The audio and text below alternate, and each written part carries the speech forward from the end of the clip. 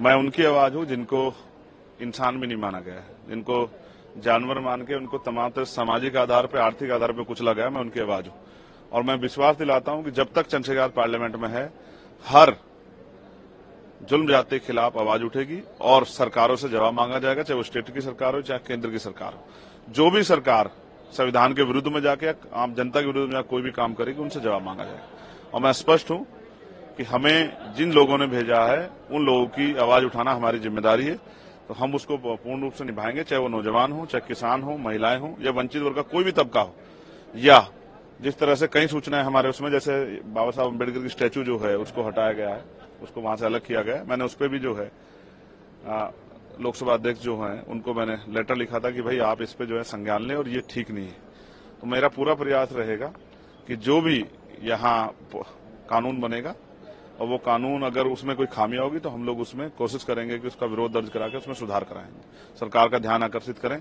और हम कोशिश करेंगे प्राइवेट बिल लाके भी सरकार जो है हमारी जनता की तरफ सुने, जो जनता चाहते हैं उन पर भी चर्चा। सेशन में बहुत कम समय मिलता है, मैं ये भी लोकसभा अध्यक्ष से मांग करूंगा सदन के माध्यम से ही कि वो सेशन का समय बढ़ाएं, जिससे कि क्योंकि बहुत बड़ी लोकसभाएं होती हैं, बहुत मुद्दे होते हैं, उन पर चर्चा करने का अवसर मिले। ये सत्ता के साथ विपक्ष का भी घर है, विपक्ष की भी जिम्मेदारी है।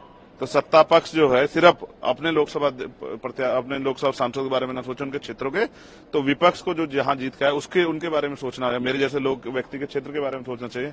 वहां जो स्कूल, कॉलेज, हॉस्पिटल बने, वहां रोजगार की जो समस्या उसका निदान हो, वहां बिजली पानी की अच्छी व्यवस्थाएं, सड़कें अच्छी बने, वहां बाढ़ की समस्या खत्म हो और जो भी बुनियादी समस्या जीवन में लोगों के हैं, कुटीर उद्योग लग के महिलाओं को रोजगार मिले, उस पर चर्चा होनी चाहिए। उसके लिए हम सदन में पर्याप्त समय के लिए अध्यक्ष जी से मांग करें। अच्छा, जो लोग आपके विरोधी हैं वो एक समय में कहते थे कि चंद्रशेखर जी की आवाज जातीय राजनीति पर केंद्रित है, लेकिन जो रिजल्ट है उसने तो दिखा दिया। अब जो आपका एजेंडा है वो जाति से ऊपर रहेगा।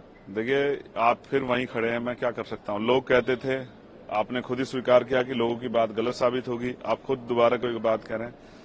मैं संविधान को मानने वाला व्यक्ति हूं, मैं जाति के बैरियर में नहीं हूं। मैं जातिविहीन समाज के लिए की स्थापना के लिए, ये मेरे लक्ष्य में भी है और ये एक मजबूत उद्देश्य भी है इस देश को तरक्की करने का।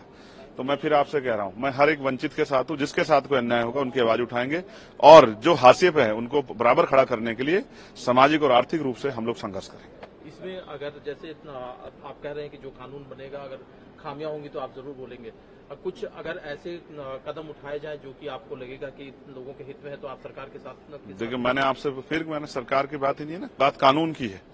कानून अगर अच्छा होगा तो उसका कोई विरोध नहीं करेगा, और कानून अगर धर्म के आधार पे, जाति के आधार पे या आर्थिक आधार पे भेदभाव करेगा तो उसका विरोध होगा।